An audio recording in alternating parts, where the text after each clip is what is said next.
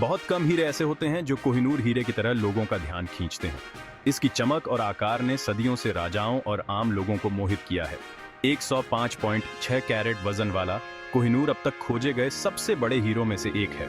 इसका नाम, जिसका अर्थ फारसी में प्रकाश का पहाड़ है, इसकी चमकदार उपस्थिति को दर्शाता है। सदियों से कोहिनूर शक्ति, धन और कुछ लोग कहते हैं दुर्भाग्य का प्रतीक रहा है। इतिहास के माध्यम से इसकी यात्रा विजय, साजिश और स्थायी किंवदंती से बुनी गई एक टेपेस्ट्री है। कोहिनूर की कहानी हमें प्राचीन भारत में ले जाती है, जहां इसकी उत्पत्ति के बारे में किंवदंतियां प्रचलित हैं। वहां से ये मुगल सम्राटों, फारसी विजेताओं और अंत में ब्रिटिश शासकों के हाथों से गुजरा। हर परिवर्तन महत्वाकांक्षा, संघर्ष और बदलते भाग्य के अपने ही अध्याय से चिह्नित है। आज कोहिनूर लंदन के टॉवर में रहता है, जो एक जटिल और अक्सर अशांत अतीत की एक शानदार याद दिलाता है।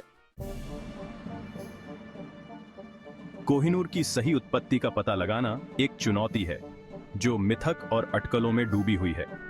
एक लोकप्रिय कथा हीरे को दक्षिण भारत के काकतीय वंश से जोड़ती है, जो इसे 13वीं शताब्दी का मानती है।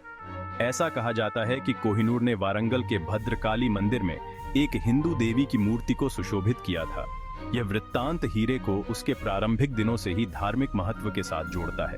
एक और किंवदंती है कि कोहिनूर कृष्णा नदी के तट पर स्थित कोल्लूर खदान में पाया गया था। हीरे के भंडार के लिए प्रसिद्ध इस खदान ने पीढ़ियों से खजाने की तलाश करने वालों की कल्पनाओं को हवा दी है। चाहे एक पवित्र मंदिर से निकला हो या पृथ्वी की गहराई से, कोहिनूर का प्रारंभिक इतिहास रहस्य में डूबा हुआ है।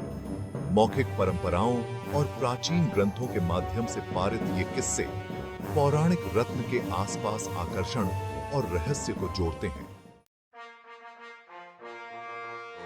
कोहिनूर का दस्तावेजी इतिहास 16वीं शताब्दी में भारत के मुगल सम्राटों द्वारा इसके अधिग्रहण के साथ शुरू होता है।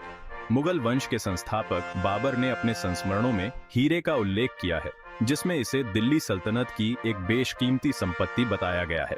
अगली 2 शताब्दियों में कोहिनूर ने मुगल खजाने की शोभा बढ़ाई, जो उनके भव्य दरबार का एक अभिन्न अंग बन गया। 1737 में फारसी शासक नादिर शाह ने भारत पर आक्रमण किया, दिल्ली पर कब्जा कर लिया और मुगल खजाने को लूट लिया। युद्ध की लूट में पौराणिक कोहिनूर भी था। हालांकि नादिर शाह का स्वामित्व अल्पकालिक साबित हुआ। उनकी हत्या के बाद हीरा फारस और अफगानिस्तान में विभिन्न हाथों से गुजरा, जो इस क्षेत्र के अस्थिर राजनीतिक परिदृश्य का प्रमाण है। इन साम्राज्यों के माध्यम से कोहिनूर की यात्रा उस युग की विशेषता वाली शक्ति, विजय और बदलते गठबंधनों के उतार चढ़ाव को दर्शाती है। खंड 4 कोहिनूर का अभिशाप, दुर्भाग्य और त्रासदी के किस्से। दिलचस्प बात यह है कि कोहिनूर का एक स्थायी किंवदंती अनुसरण करता है, अभिशाप। ऐसा कहा जाता है कि हीरा जिस किसी के पास होता है, उसके लिए दुर्भाग्य लाता है। कोई अभिशाप को मानता है या नहीं, कोहिनूर के इतिहास से जुड़ी त्रासदियों से इनकार नहीं किया जा सकता है। दुर्भाग्य के ये किस्से हीरे की रहस्यवाद में योगदान करते हैं। खंड 5 ब्रिटेन में कोहिनूर का आगमन, एक विवादास्पद अधिग्रहण। 1849 में ब्रिटिश ईस्ट इंडिया कंपनी ने पंजाब क्षेत्र पर कब्जा कर लिया, जो सिख साम्राज्य के अंत का प्रतीक था। संधि के हिस्से के रूप में कोहिनूर रानी विक्टोरिया को सौंप दिया गया था।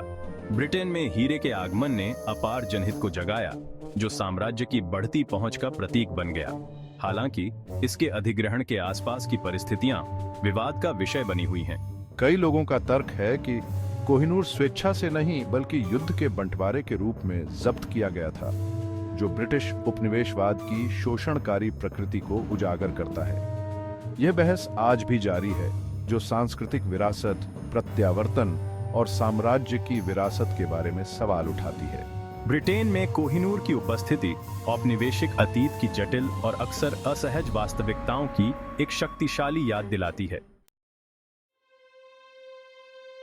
खंड 6 कोहिनूर आज, साम्राज्य और विवाद का प्रतीक। आज कोहिनूर लंदन के टॉवर में रहता है, जो क्वीन मदर के क्राउन में लगा हुआ है। लाखों आगंतुक प्रतिवर्ष हीरे को देखने के लिए आते हैं, जो इसके इतिहास और प्रतिभा से मोहित हो जाते हैं। हालांकि ब्रिटेन में कोहिनूर की उपस्थिति विवाद का विषय बनी हुई है। भारत, पाकिस्तान, अफगानिस्तान और यहाँ तक कि तालिबान ने भी हीरे पर दावा ठोका है। इसके ऐतिहासिक महत्व का हवाला देते हुए इसे वापस करने की मांग की है। ये दावे राष्ट्रीय गौरव और ऐतिहासिक शिकायत के प्रतीक के रूप में कोहिनूर की स्थायी शक्ति को उजागर करते हैं। इसके स्वामित्व पर बहस केवल भौतिक मूल्य से परे है, जो उपनिवेशवाद, सांस्कृतिक विरासत और संग्रहालय संग्रह की नैतिकता के मुद्दों पर छूती है। कोहिनूर की कहानी, जो कभी इतिहास की किताबों तक ही सीमित थी, 21वीं सदी में अविश्वसनीय रूप से प्रासंगिक हो गई है, जो पुनर्स्थापन और ऐतिहासिक न्याय के बारे में अंतर्राष्ट्रीय संवाद को जन्म देती है। खंड 7, स्थायी विरासत। इतिहास में कोहिनूर का स्थान। कोहिनूर हीरा अपनी मनोरम प्रतिभा और अशांत अतीत के साथ मोहित करना और बहस को प्रेरित करना जारी रखता है। सम्राटों, विजेताओं और औपनिवेशिक शक्तियों के हाथों से इसकी यात्रा शक्ति और महत्वाकांक्षा को दर्शाती है। इसका भविष्य का स्वामित्व अनिश्चित है, लेकिन इतिहास में इसका स्थान सुरक्षित है। यह इतिहास को मूर्त रूप देने और सांस्कृतिक विरासत पर बातचीत को चिंगारी देने की याद दिलाता है।